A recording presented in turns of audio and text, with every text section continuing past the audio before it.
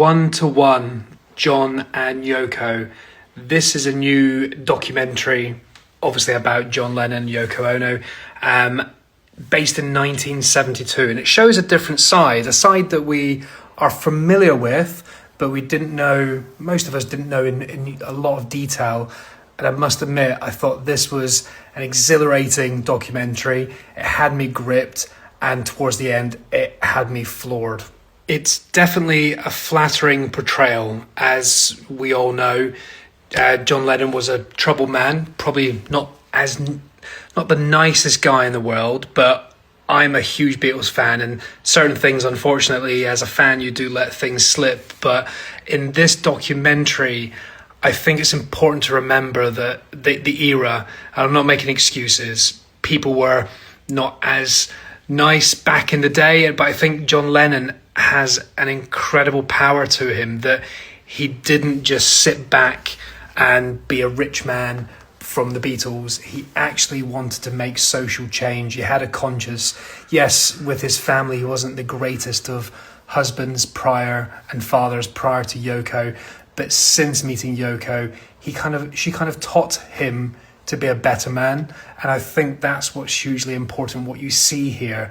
All the negative press you hear about Yoko, it's a load of rubbish.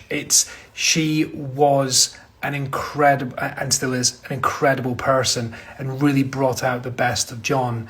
The One to One title, I wasn't aware of. I thought I knew a lot about this man, but apparently I didn't know everything.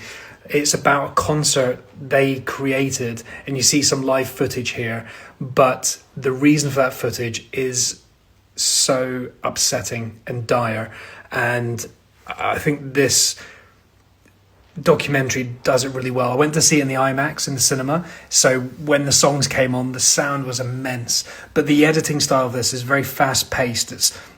I love documentaries like this where it's not just an A to B documentary. It's cut with tons of clips of the time, so you understand the relevance that this man is sticking up for women. He's sticking up for the unfortunate. He's sticking up for, people going to war. All these sort of things that he was doing wasn't normal back then.